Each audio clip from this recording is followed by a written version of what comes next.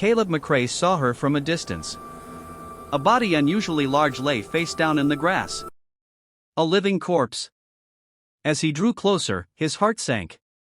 It was a tall Apache woman, muscular and solid. A body once forged for survival, now forced down to the dirt. Both of her ankles were tied tightly to wooden stakes, the coarse rope digging deep into her dark skin. Her upper body was pulled forward, shoulders trembling with each heavy breath. On her thigh, a smear of blood had dried, dark under the sun, mixed with dust and crushed grass. Caleb took one more step. She jolted. Her entire body tensed by instinct like a trapped animal still ready to bite back. Her eyes flew open wild, not with rage, but with a fear that had long since carved itself into her. Her voice broke out, hoarse and shattered. "Do not dot. It still hurts there." Caleb froze. He did not touch her. He did not speak. He did not move closer. Only the wind stirred the ropes, making a dry whistling sound like the desert's warning. In that moment, Caleb understood. He did not need a story. He did not need clearer signs. This was no accident. This was punishment deliberate, carried out by someone who believed they owned her body. Caleb slowly stepped back and laid his knife on the ground within her reach. Then he turned away and stood as a shield against the wind so the Apache woman would no longer have to endure another gaze. In the vast emptiness of the desert, that silence was the first act of kindness she had been given in a very long time. Caleb McRae stood with his back turned, eyes fixed on the horizon, shimmering under the heat. Behind him, he heard the sound of rope scraping against skin and labored breaths held back as if the woman refused to let herself groan even one more time. He did not rush her. He did not turn around. He said nothing. The wind swept across the desert carrying the scent of dry grass and earth and the faint trace of blood baked into the sun. Caleb placed a water flask on the ground, then a clean, neatly folded piece of cloth. After that, he slowly stepped farther back, leaving enough space for her to make her own decision. It took a long while before he heard the faint clink of metal hitting the ground. The knife. She had taken it. Her hands were large, muscles clearly defined, but trembling with exhaustion and pain. Each cut was slow, deliberate. The rope came loose from the first stake, then the second. When her ankles were finally free, her body collapsed into the dirt, not from weakness, but because she no longer had to hold herself up. Caleb still did not turn around. He heard the water being uncapped. The sound of gulping rough and urgent at first, then slower. After that came a long silence, not a threatening silence, but one like a room finally closed off after a storm. Only when he heard a faint, deliberate cough did Caleb slowly turn. The Apache woman was sitting back against a patch of dry grass, spine straight, head held high. She had wrapped the cloth around her thigh, pain still lingered on her face, but her eyes were no longer wild. They were alert, sharp, the eyes of a warrior who had never forgotten who she was. Caleb gave a small nod. He walked over to the horse, removed the saddle, and lowered the reins. When he turned back, he did not touch her. He only shifted his body slightly, giving her the space to stand if she chose to. She tested her weight on her legs. Her knees buckled slightly. Caleb extended his arm just halfway, waiting, a beat. Then she placed her large hand on his arm. No clutching, no clinging, just a steady grip, a touch at the right moment.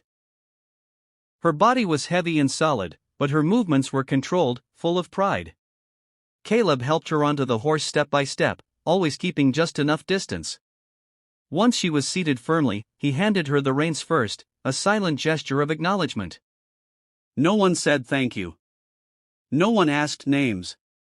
They turned their backs on the place that had bound her and began heading toward the ranch, where the wind still blew, but this time it no longer forced anyone to bow to the dirt. Caleb McRae's ranch sat tucked behind a low ridge of rock where the desert wind eased and the sand no longer lashed straight into your face. The old wooden house carried the smell of kitchen smoke in every plank.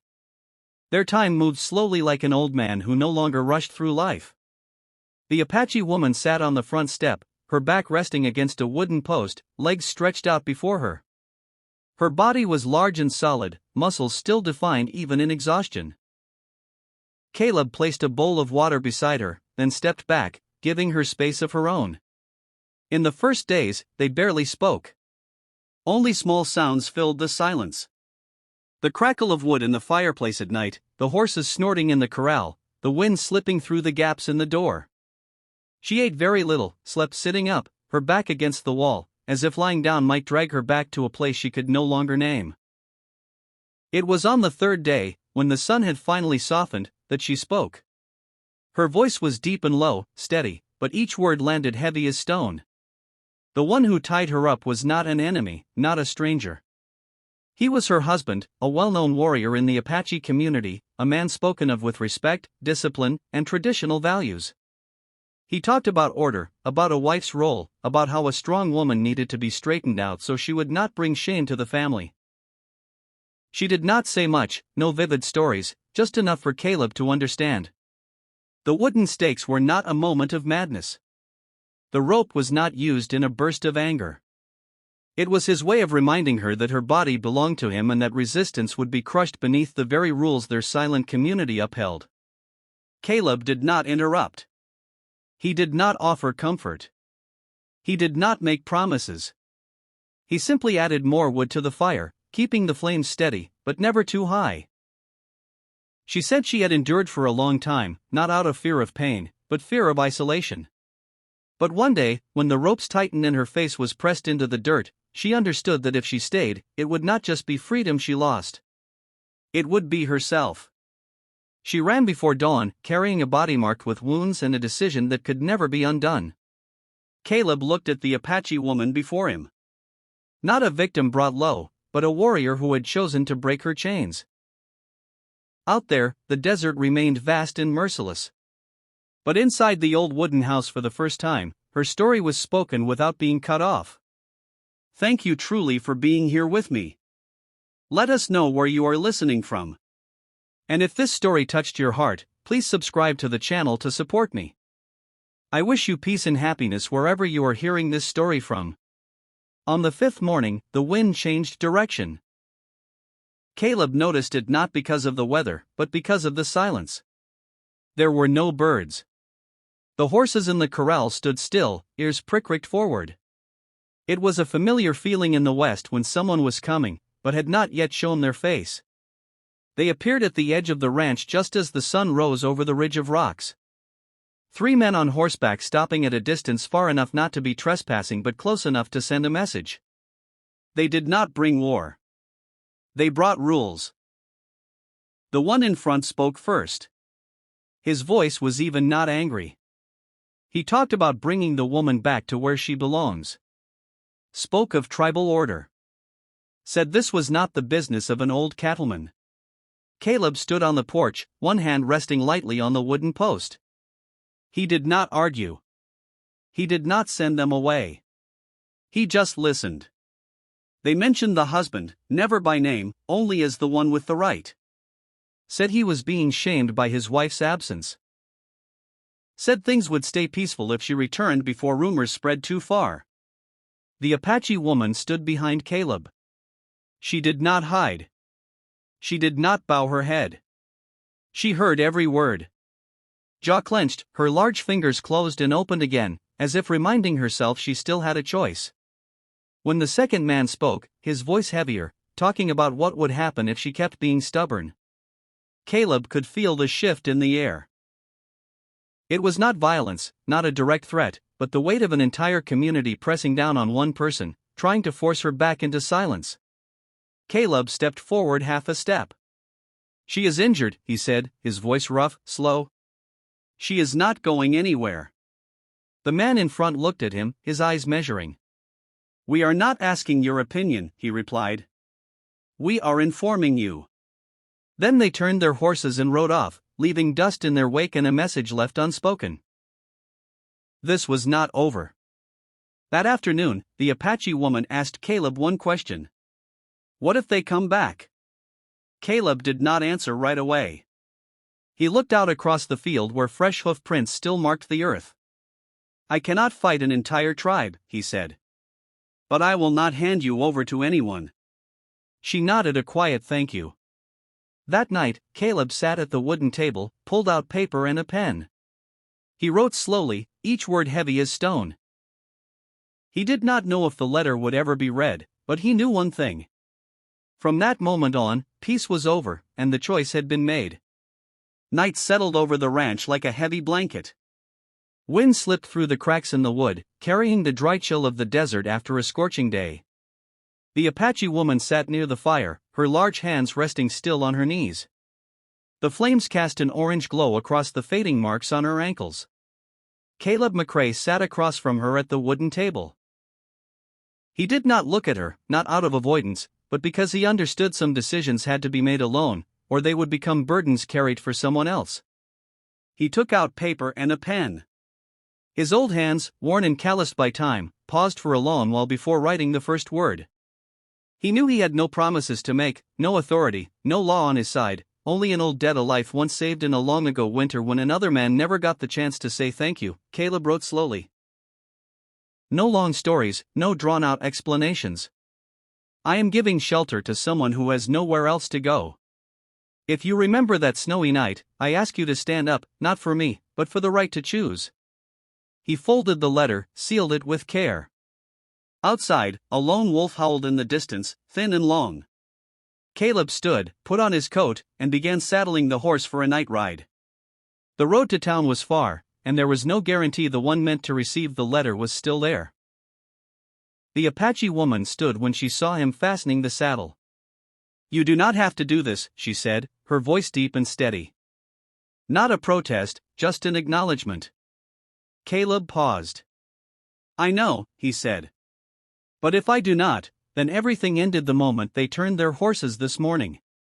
She looked at him for a long time, her eyes no longer guarded, not yet trusting, just the quiet understanding between two people who had been pushed to the edge in very different ways. Caleb rode off into the night, leaving the ranch in silence. The Apache woman stayed behind, sitting alone, spine straight, eyes on the fire.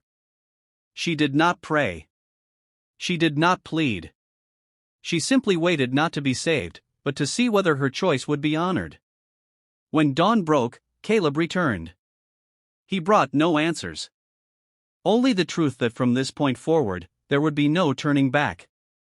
The letter had been sent, and with it, the fate of them both had crossed the last line of safety. Cameron appeared under the noon sun like a scar across the desert. The main street was choked with dust, weathered wooden rooftops fading into the heat, the sound of horse hooves and voices blending into a harsh, restless noise. Caleb McRae led his horse slowly, not seeking shade. He knew that today avoiding things would only make them worse. The husband stood in the center of the square, tall, wearing a carefully tended leather coat.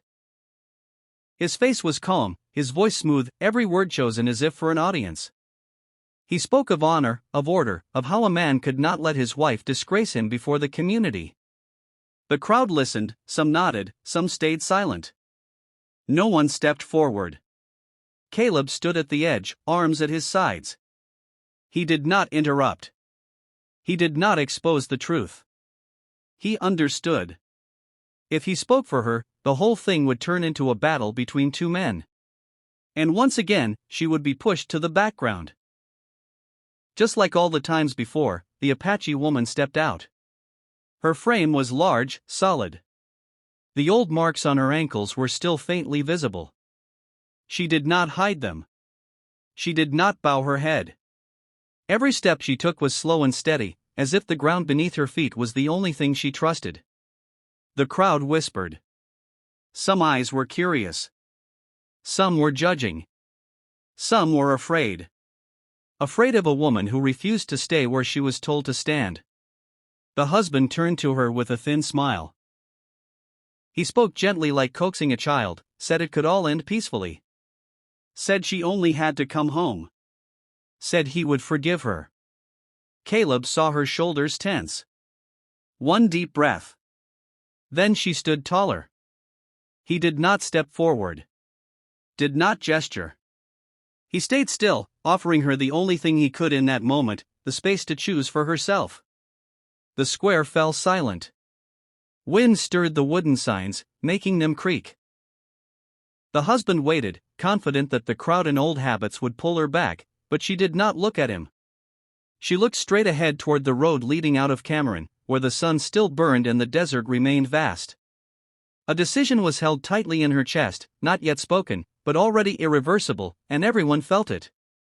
Something was about to break. The Apache woman took a deep breath, not to gather courage, but to keep her voice steady. She turned to look at her husband one last time. There was no hatred, no pleading, only the gaze of someone who had seen everything clearly, including the cost. "I am no longer your wife," she said. Her voice was deep, steady. Each word dropped into the square like stones breaking the surface of still water. The crowd stirred. Some mouths opened to speak, some heads turned away, as if unwilling to hear. The husband froze for a brief beat, just one. Then he smiled. That same familiar smile, the smile of a man who believed his power could bend any words back into place. "You are disgracing me," he replied. "Come home. There is no need to make this loud." She shook her head just slightly. "I have come home too many times." She stepped to the side toward Caleb McRae. She did not take his hand. She did not lean on him. She simply stood beside him, shoulders squared, chin held high. A public choice, one that could not be taken back. The entire square seemed to hold its breath. The husband looked at Caleb, eyes darkening with anger. Anger at being denied something he had always believed was his by right. He took a step forward, ready to say something. But then came the sound of hooves from behind the crowd. Marshal Rudd appeared, coat dusty, face weathered by sun. He did not shout. He did not read out long laws. He simply stood where all could see. "She has spoken," Rudd said. "And here that word carries weight." The husband turned to Rudd, about to argue, but the crowd had changed. No one spoke in his favor. No one stepped in. This silence no longer stood with him. The Apache woman looked her former husband in the eye. "I choose to leave," she said. "And I choose this man not because he is stronger, but because he does not see me as something to be bound." He stood there humiliated, not because he was defeated, but because he was rejected in front of the very people who once believed in him. Caleb said nothing. He simply stood firm as he had from the beginning. When they turned their backs and walked away from Cameron, there were no cheers, only dust rising behind their steps, and a choice made, not with fists, but with a final no that could never be taken back. They left Cameron as the sun dipped westward. No one followed. No one called them back. Only the wind swept across the dirt road, and the shadows of two people stretched long across the sun-baked ground. Caleb McRae walked half a step ahead, not to lead, but out of the habit of a man who had lived alone for too long. The Apache woman walked beside him, her pace slow but steady. No one forced her to bow anymore. No rope bound her ankles. They said nothing the entire way back to the ranch.